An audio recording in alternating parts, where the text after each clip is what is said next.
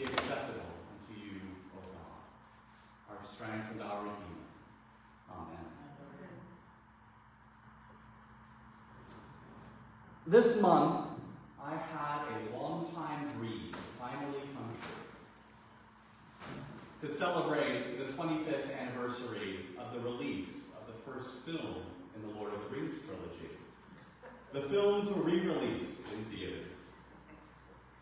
Having never had the opportunity to see the films in the theater when they first came out, I jumped at the opportunity to see my favorite fantasy story on the big screen for the first time.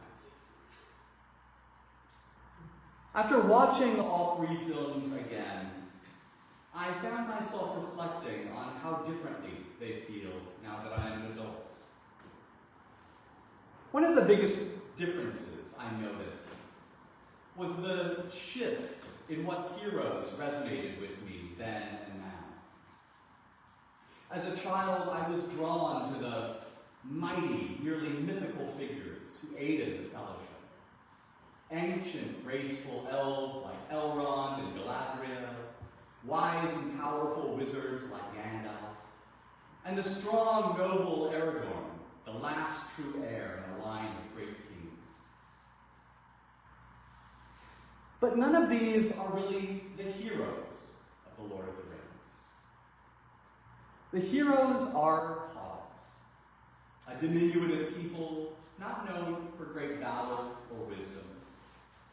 They value good meals, stories, parties, and to quote Tolkien, peace and quiet and good tilled earth, for all hobbits share a love of things that grow. As the story begins, our four hobbit heroes are thrust into a quest they did not seek, one that takes them far from their physical and emotional comfort zones. As a child, it bothered me that the hobbits always seemed just along for the ride for most of the quest, constantly needing saving by the other heroes of the Fellowship. Most perplexing was that Frodo, the main character of this great epic, seemed to be the most inept of the bunch, and ultimately failed at the very end of his quest. He refuses to destroy the ring at the end, and it is only Gollum biting off his finger that parts him from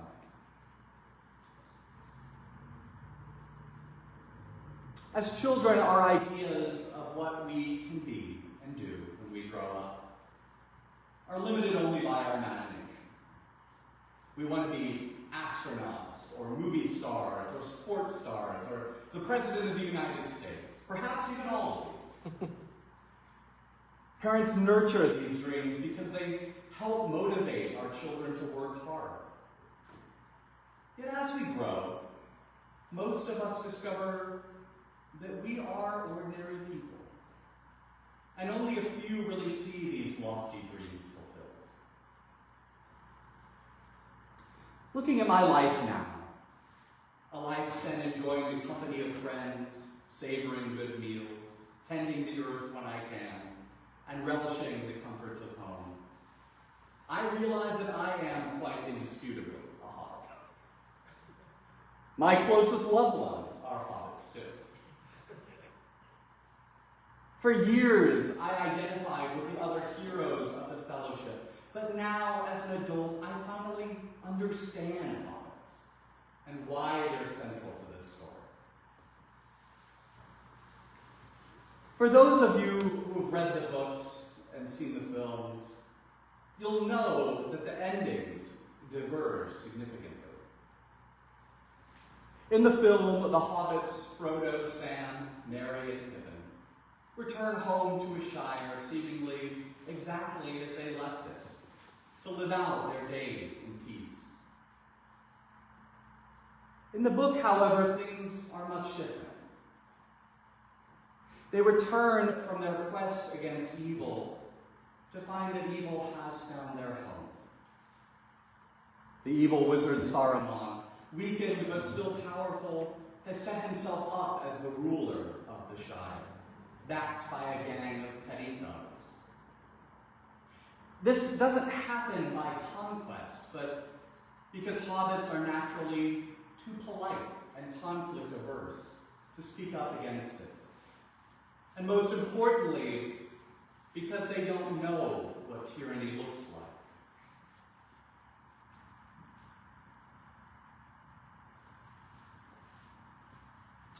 Saruman's chief enforcer buys up the Shire's land, destroying it through mass industrialization, cutting down its forests and polluting its air and water.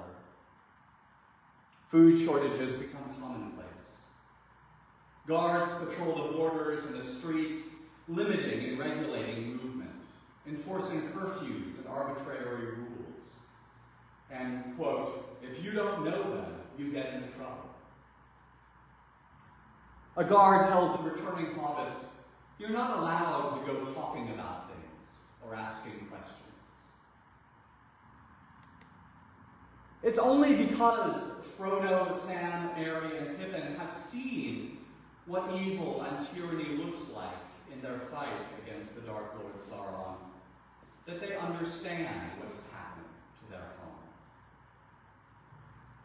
This time, they don't have Gandalf or Aragorn or any other conventionally heroic figures there to help them. This time it's their friends and neighbors, ordinary hobbits, who they organize into a resistance that ultimately drives Saruman and his thugs out of the Shire. The hobbits of this resistance are not soldiers or strategists. They are those who had enough of the violence and cruelty that had warped their home into something unrecognizable to them. They are those who refused the intoxication of petty power over their neighbors that they would have gained by becoming servants of Sauron. Some of us hobbits may be called to do something singularly brave and noble in the face of great evil. The first film in the Lord of the Rings trilogy came out at Christmas in 2001, just 3 months after the attacks of September 11th, a day when many ordinary people found themselves thrust into moments of extraordinary courage.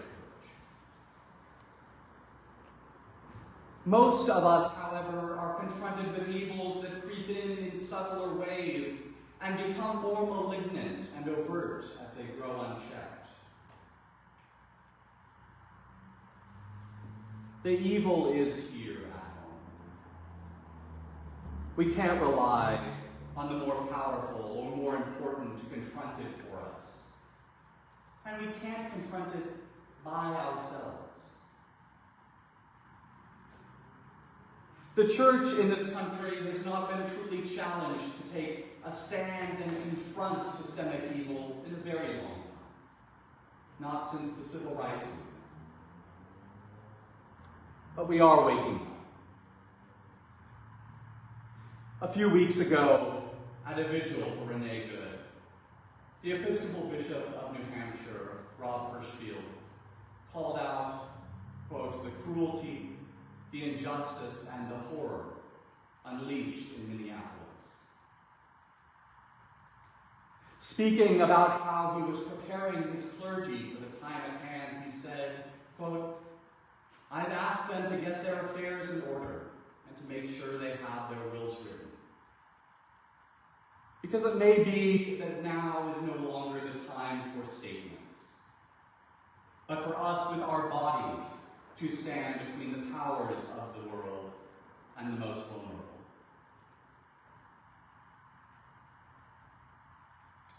Consider your own call, brothers and sisters. Not many of you were wise by human standards. Not many were powerful. Not many were of noble birth. But God chose what is foolish in the world to shame the wise.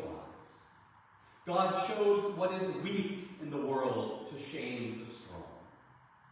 God chose what is low and despised in the world, things that are not, to reduce to nothing things that are, so that no one might boast in the presence of God.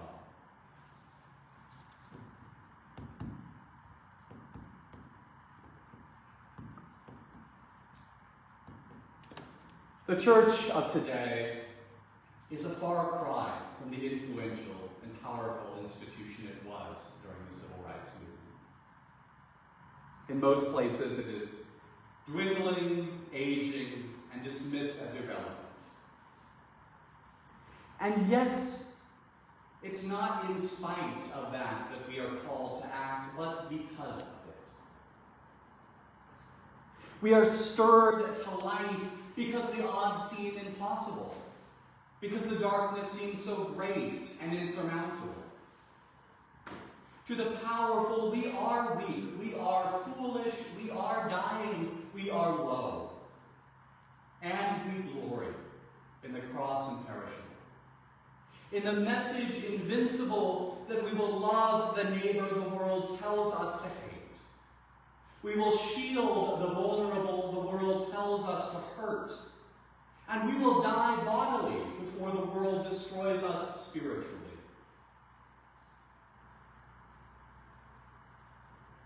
Early on in the Fellowship of the Ring, before Frodo has even left the Shire, he expresses his misgivings to Gandalf about his sudden inheritance of the ring. He says, "I wish the ring had never come to me. I wish none of this had happened." Gandalf replies, "So do all who live to see such times. But that is not for them to decide. All we have to decide is what to do with the time that is given us." We are in this time, in this place, in this flash of human history, not by accident. But just because we may not be leading the great struggle of our time does not mean we have no part to play. Consider these things God asks of us, my friends. Love justice and speak and act loudly against injustice.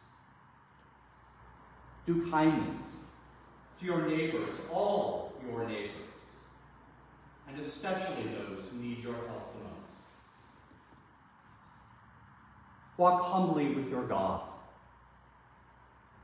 Do these things because it is right, because it is virtuous, not out of hope for gain. Do these things, friends. And when you are discouraged, remember that God calls us to this fight because there is some good in this world, and it's worth fighting for. Amen.